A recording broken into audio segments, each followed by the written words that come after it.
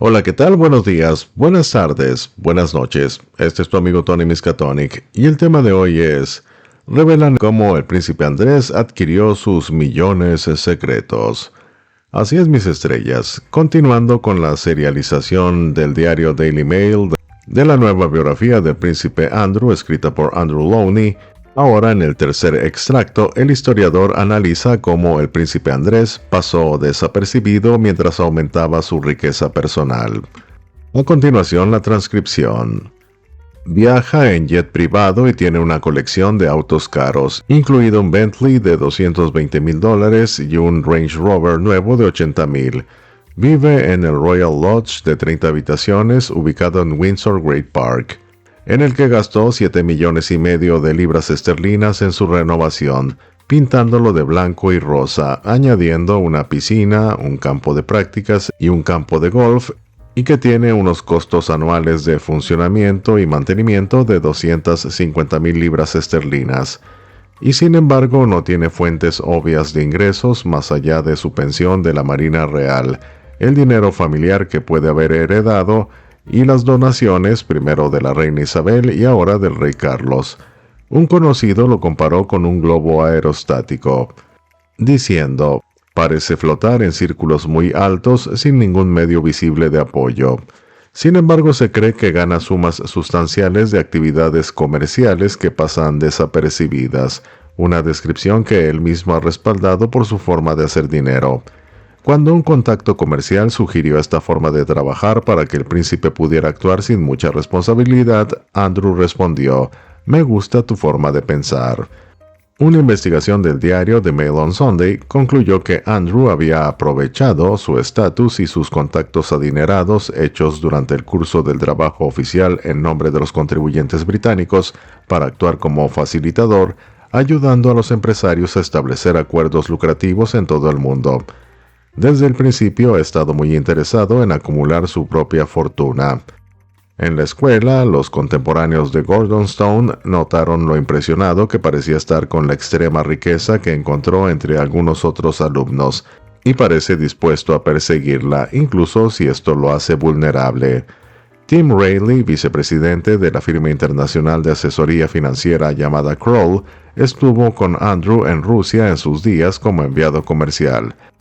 Él dijo: en una visita oficial a los museos del Kremlin, estaba buscando que le dieran un huevo de Fabergé. Incluso los rusos quedaron atónitos por su avaricia no disimulada. Tim Riley reconoce que Vladimir Putin podría acabar con Andrés y la familia real en cualquier momento que quiera, con fotos, historias y pruebas que sin duda tiene sobre Andrés en Rusia. Fue en ese papel como representante especial de Gran Bretaña para el comercio internacional y la inversión, que asumió en septiembre de 2001, que se le presentaron múltiples oportunidades al príncipe. El trabajo se le presentó después de que su carrera en la Marina Real se detuviera. Después del éxito como piloto de helicóptero en la Guerra de las Malvinas, tuvo su primer comando, capitaneando un dragaminas de 60 metros que realizaba tareas de protección pesquera. El siguiente paso obvio debería haber sido el mando de un buque mayor, una fragata, pero la sensación era que Andrew no tenía ni las habilidades ni el deseo de tomar este camino. Fue señalado como segundo al mando del buque de guerra HMS Cumberland, comandado por su cuñado el capitán Tim Lawrence, esposo de la princesa Ana, pero el movimiento esperado nunca sucedió. Pasado por alto para el ascenso a comandante 3 veces, el primer Lord del Mar, el almirante Jock Slater, le dijo que no tenía futuro en el servicio superior, y se anunció que Andrew dejaría la Marina en 1999 después de 20 años. Parte del problema, se afirmó, era su falta de un título universitario y que no tenía aptitudes para las matemáticas. Pero un oficial superior atribuyó su fracaso a la falta de progreso, a la falta de aplicación y la falta de atención al cumplimiento adecuado de sus deberes. En tal caso, el príncipe permanecería mucho más tiempo en el servicio de lo previsto. Se le encontró un trabajo en la Dirección de Operaciones Navales del Ministerio de Defensa y fue ascendido a comandante, probablemente a instigación de su hermano Carlos, quien habló con algunos almirantes sobre la búsqueda de un papel, de un rol para su hermano. La sospecha era que la familia real estaba dispuesta a mantener a Andrés dentro de la estructura y la disciplina de la Marina Real. Sin embargo, hubo rumores de trato preferencial por parte de sus compañeros oficiales. Uno dijo: todo el mundo sabe que solo consiguió este trabajo porque es un cisne, y le permitirá viajar por el mundo, estrechar manos y jugar al golf. Como para probar este punto, en su segundo día en el puesto, el príncipe estaba jugando golf en un campo de 18 hoyos en un torneo entre Fuerzas Armadas. La eventual partida de Andrés en julio de 2001 estuvo marcada por una entrevista con el diario interno del Ministerio de Defensa. Entrevista en la cual afirmó estar agotado por trabajar 14 horas al día. Estaba haciendo demasiado, declaró. Esto provocó risas entre sus colegas, dado que alguno dijo: siempre sale de aquí con el resto de nosotros a las 6 de la tarde. Un periódico señaló que en el mes anterior había pasado 15 días en las Bahamas con su exesposa e hijas, un fin de semana en Portugal jugando al golf, 3 días en España en un partido de golf benéfico y 3 días en Nueva York con Ghislaine Maxwell. Se había quedado en Miami en la casa de playa de Jeffrey Epstein en lugar de regresar para la fiesta de cumpleaños número 11 de Eugenia en Disneyland París. En septiembre de 2001, Andrew asumió oficialmente su nuevo cargo como representante especial, sucediendo al duque de Kent, que había ocupado el cargo desde 1976. El trabajo no era remunerado, pero recibió un estipendio de 249,000 libras esterlinas al año de su madre, quien aprobó el nombramiento. Tenía derecho a reclamar gastos. Andrew sería dirigido por ministros. Un secretario privado adjunto con experiencia comercial fue adscrito por el Ministerio de Relaciones Exteriores para apoyarlo. Fuentes de alto rango del Ministerio de Relaciones Exteriores declararon que se le mantendría bajo control para asegurarse de que no tuviera la oportunidad de permitir que sus intereses personales interfirieran con sus deberes oficiales como punta de lanza de la industria de exportación. Alguien afirmó: no hay forma de que dejemos que la política comercial británica esté determinada por la ubicación de los mejores campos de golf del mundo. Se afirmó que el príncipe Carlos trató de bloquear el nuevo rol, el nuevo papel de Andrés, describiéndolo como un desastre a punto de suceder. Una fuente del palacio dijo que el príncipe de Gales estaba extremadamente preocupado de que Andrew no pueda resistir la tentación de mezclar negocios con placer. Uno de los primeros viajes de Andrew como representante especial fue a Bahrein, donde el tema principal de la agenda fue la venta de aviones Hawk de fabricación británica.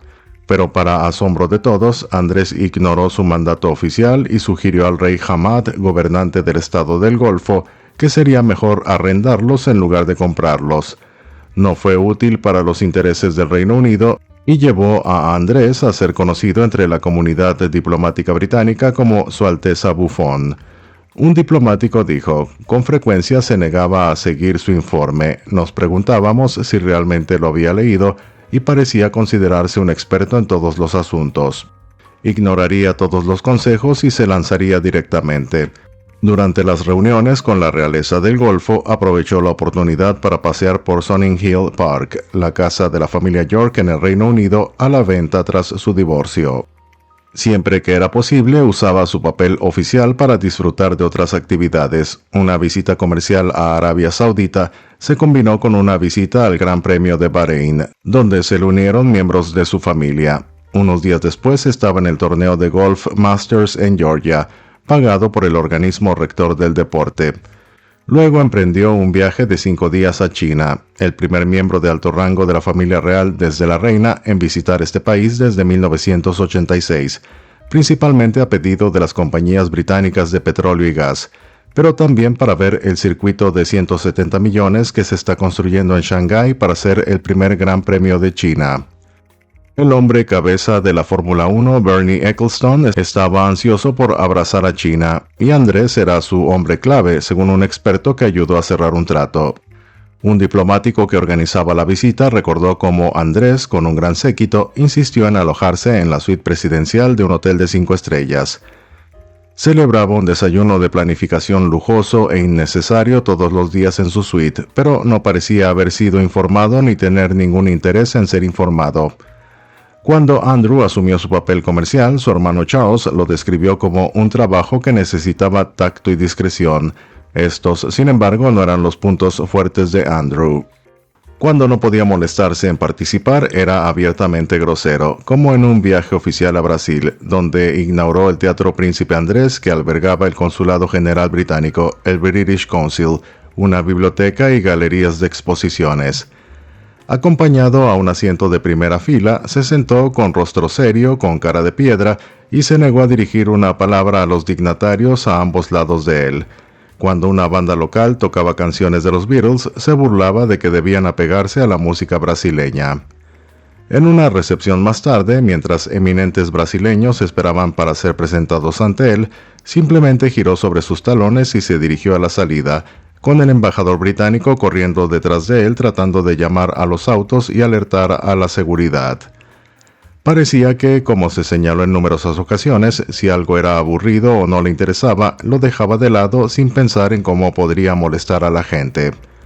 Pero a pesar de todas las críticas, y hubo muchas, Andrés también tenía sus partidarios. Su oficina afirmó que de sus 446 compromisos reales en el año 2006, 293 estaban relacionados con los negocios y que las empresas estaban dispuestas a recurrir a él.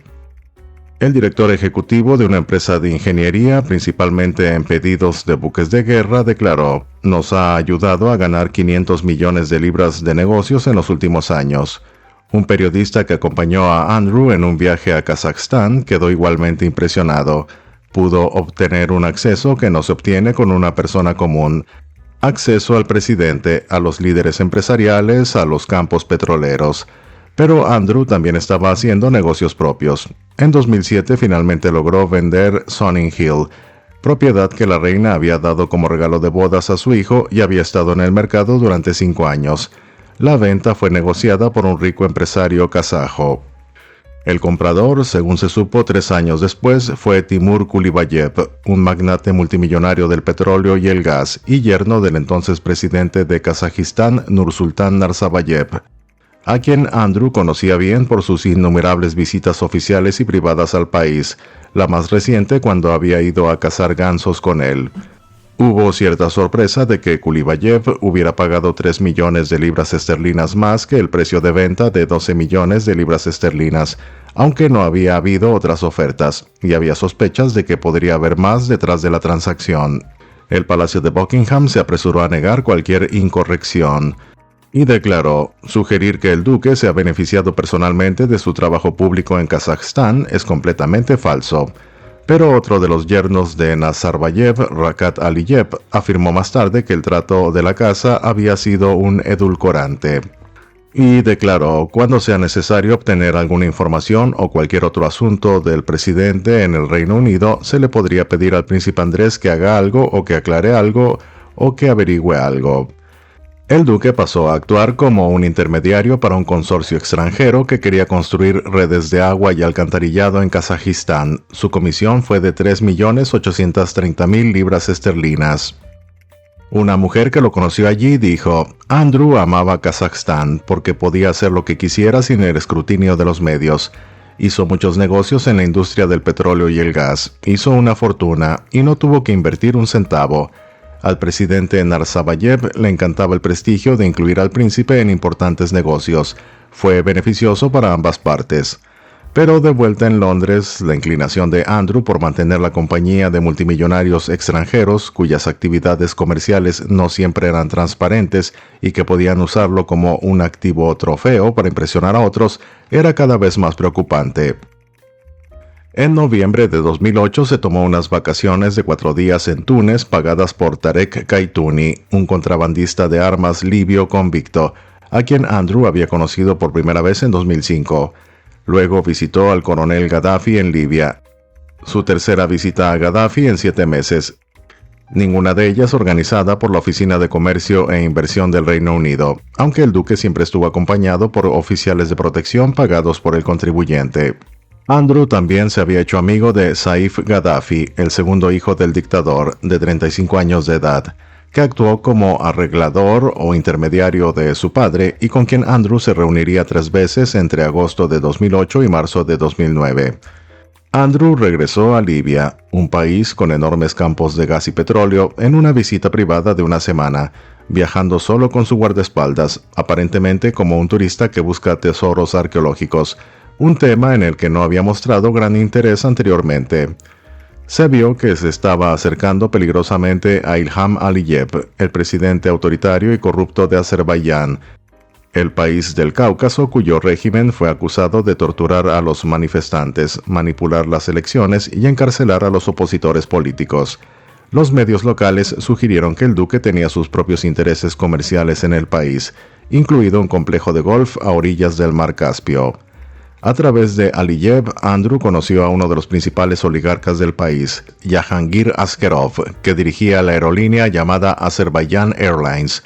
Askerov supuestamente estaba tratando de afianzarse en Gran Bretaña y se decía que Andrew lo estaba asesorando.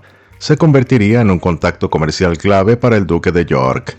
Aunque Andrew tuvo una serie de reuniones para promover el comercio británico, uno de los principales periodistas independientes del país habló en nombre de muchos cuando dijo: «Simplemente no entendemos exactamente qué es lo que hace Andrew o por qué necesita venir aquí tan a menudo». De hecho, es difícil establecer la historia completa de las actividades de Andrew en la República de Asia Central.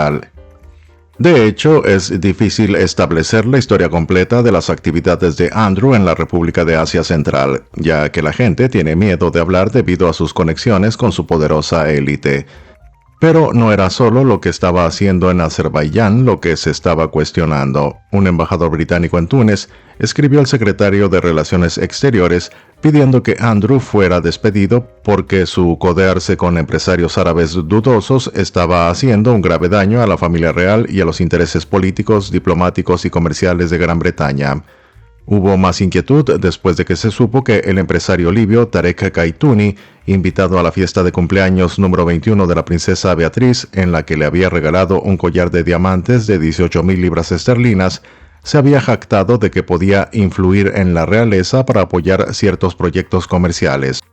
Lo que también causó consternación sobre Andrew fue que su oficina como representante comercial parecía estar compuesta por sus propios empleados reales, con un solo funcionario del Ministerio de Relaciones Exteriores, y sin embargo sus supuestos gastos fueron cubiertos por la Oficina de Comercio e Industria del Reino Unido, mientras que otros departamentos gubernamentales se hicieron cargo de los viajes, el personal, la seguridad y otras facturas.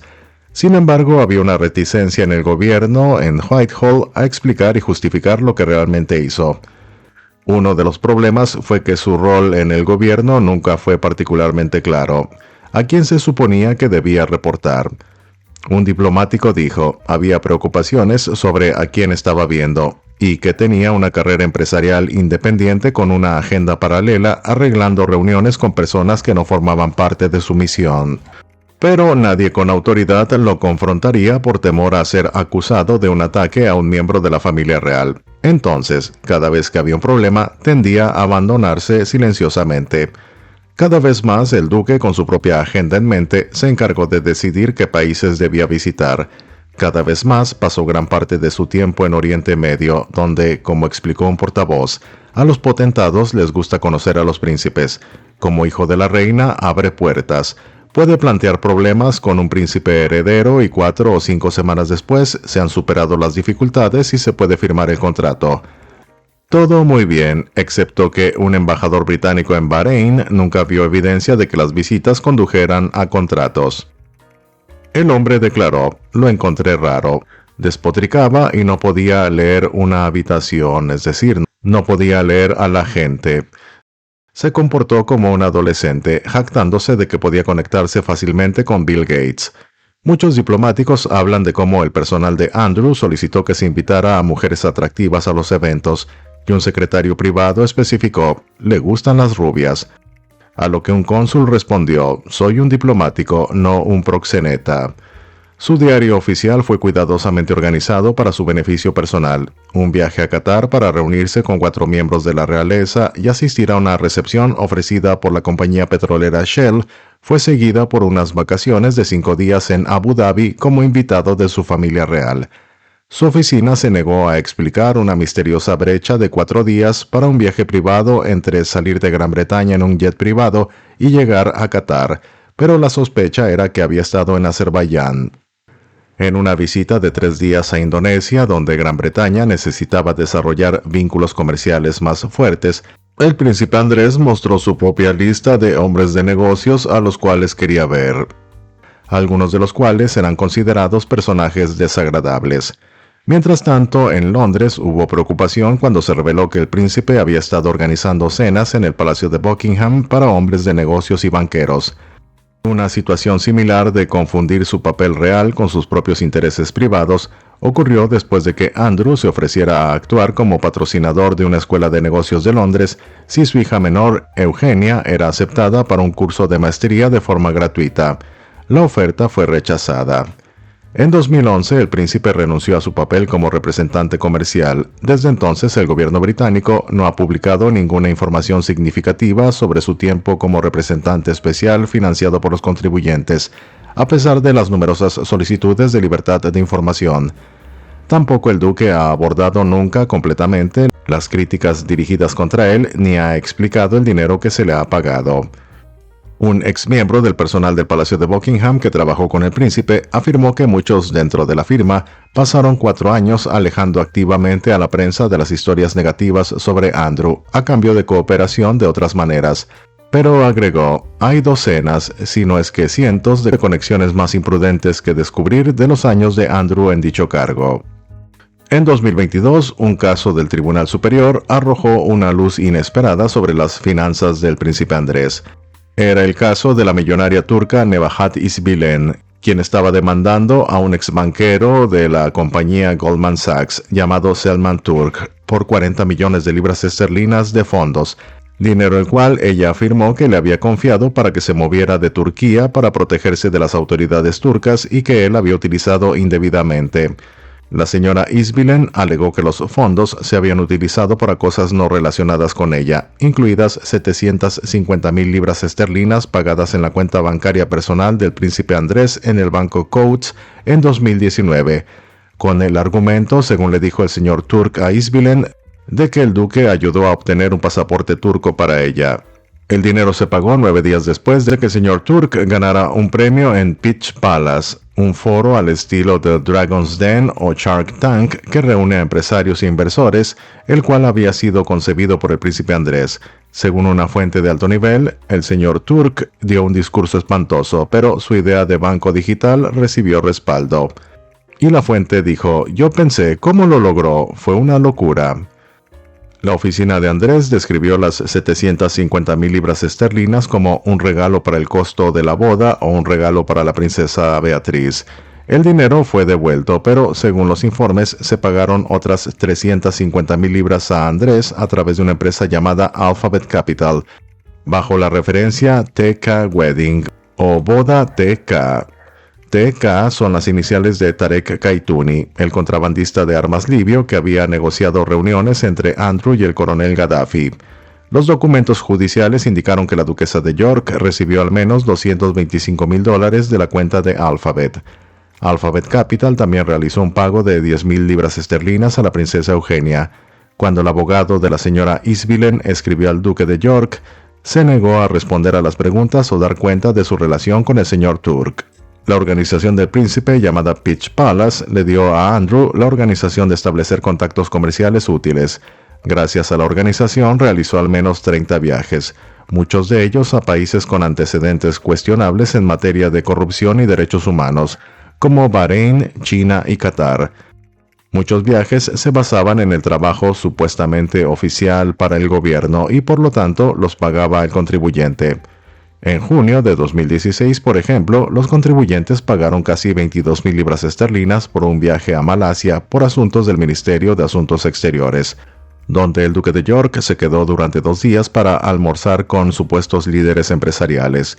Los asistentes de Andrew informaron que había ayudado a 1.042 empresarios de 64 países, creando 6.323 puestos de trabajo y generado más de 1.300 millones de libras esterlinas en actividad económica. Sin embargo, las cifras se calcularon combinando toda la facturación y la fuerza laboral de cada empresa que alguna vez participó en un evento de Pitch Palace, es decir, un evento en la organización de Andrew.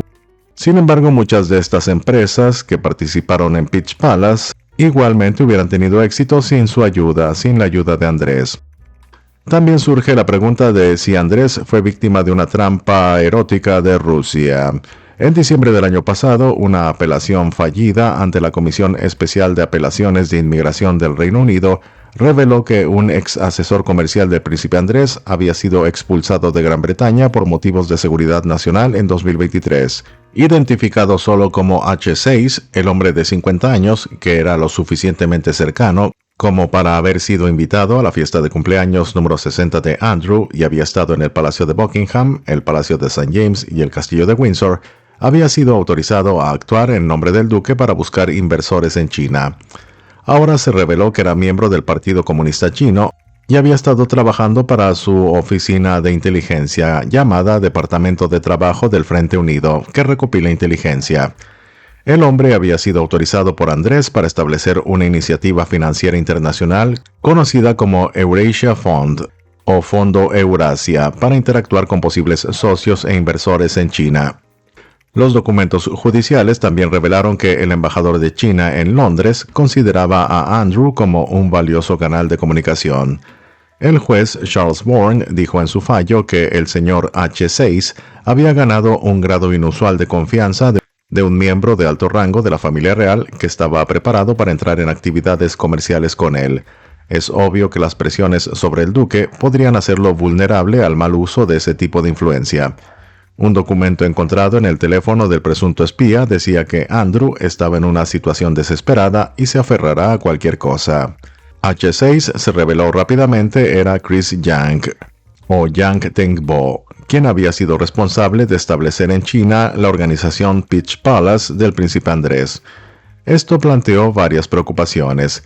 ¿Qué secretos o contactos de los que Andrew había estado al tanto habían sido transmitidos a las autoridades chinas? ¿Habían obtenido los inversores chinos acceso exclusivo a nuevas empresas de vanguardia involucradas en la industria aeroespacial, la tecnología energética y las pruebas genéticas? Andrew había estado monetizando su organización Peach Palace, comenzó como una organización sin fines de lucro para su propio enriquecimiento personal y tuvo viajes a China pagados por el contribuyente, apoyando así estos ingresos. La oficina del príncipe dijo que, por consejo del gobierno, había cesado todo contacto con el individuo después de que surgieron preocupaciones. Se informó que el MI5, el servicio de inteligencia doméstico, estaba investigando el dinero chino pagado a la organización del príncipe Peach Palace.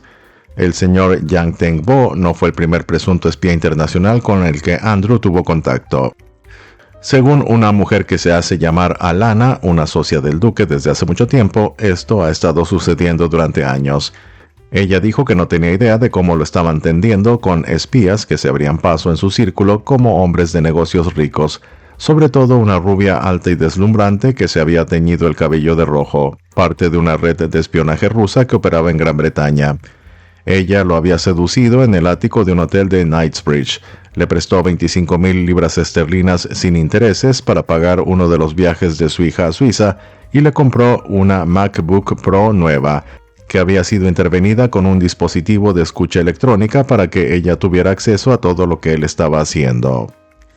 Se despide tu amigo Tony Miskatonic y te deseo un buen día.